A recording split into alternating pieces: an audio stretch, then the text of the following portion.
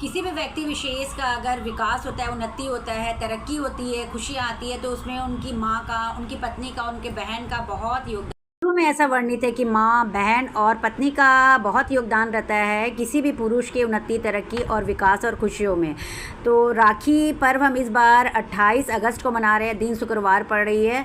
और राखी में कितना गांठ लगाएं, राखी का में राहु काल का प्रवेश है या नहीं है, और राखी की थाली में हम क्या क्या डालें कि हमारे भाई की लंबी आयु होगी, उन्हें नवग्रहों का बैलेंस रहेगा, उनके जीवन में खुशियाँ आएंगी, अलाएँ बलाएँ नहीं आएंगी, उनका उज्जवल भविष्य होगा, लंबी आयु होंगी और तरक्की होंगी। तो इन्हीं सब के साथ हम फिर से आए हैं अपने चैनल किरण सोम में, और इन प्रश्नों के साथ फिर से ये वीडियो को शुरू करते हैं। तो चलिए वीडियो को शुरू करते हैं। तो सबसे पहले तो राखी की ढेर सारी शुभकामनाएं सभी को। तो राखी की थाली में हम क्या क्या रखें? सबसे पहले तो हमें थाली प्लास्टिक की कभी यूज़ नहीं करनी चाहिए। थाली हमेशा हमें पीतल की या फिर तांबे की, शीशे की, या फिर हम चीनी मिट्टी की, ये सब ले सकते हैं, लेकिन लोहे और प्लास्टिक की थाली हमें कभी नहीं लेनी चाहिए। तो सबसे पहले थाली को हम शुद्ध कर लेंगे, और थाली को हम अपने गंगा जल से शुद्ध करके किया जाता है। फिर उसमें एक स्वास्तिक बनाते हैं। जब भी हम स्वास्तिक का निर्माण करते हैं और उसके बाद हम कोई भी सामान उसमें रखते हैं, तो वो स्वास्तिक बनने के बाद जो भी हम सामान रखते हैं वो सब शुद्ध हो जाता है, क्योंकि स्वास्तिक है ही ऐसी चीज़ है जो कि धर्म की बहुत बड़ी निशानी, बहुत बड़ी चिन्ह है। फिर उसमें हम थोड़ा सा अक्षत रखते हैं, रौली रखते हैं, हल्दी रखते हैं, थोड़ा सा दही रखते हैं, क्योंकि हल्दी बहुत ही शुभ होता है। हल्दी से तिलक करना, रौली से तिलक करना।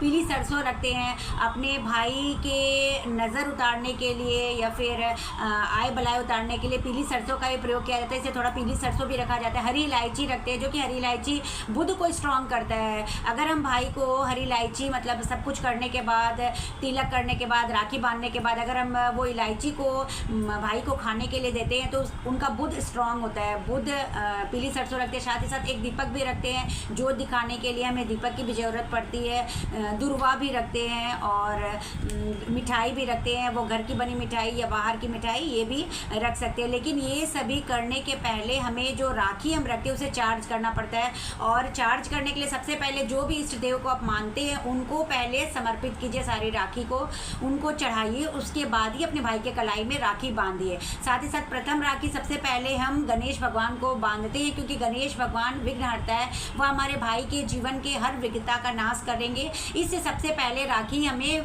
गणेश भगवान को बांधनी चाहिए। फिर हमें लड्डू गोपाल को राखी बांधनी चाहिए, क्योंकि द्रौपदी ने अपने वस्त्र को, मतलब अपने साड़ी के आंचल की हल्का सा फाड़ करके उनके कलाई में बांधा था। तो फिर वो जब द्रौपदी को मुसीबत आई थी, तो किसी ने मतलब उनका सहयोग, उनकी मदद नहीं की थी, लेकिन कृष्ण भगवान ने, कान्हा ने उनकी आकर के मदद की थी। अतः कृष्ण भगवान को भी जरूर राखी बांधनी चाहिए या चढ़ानी चाहिए। और अब आ जाता है कि राखी में हम कितनी गांठ लगाएं।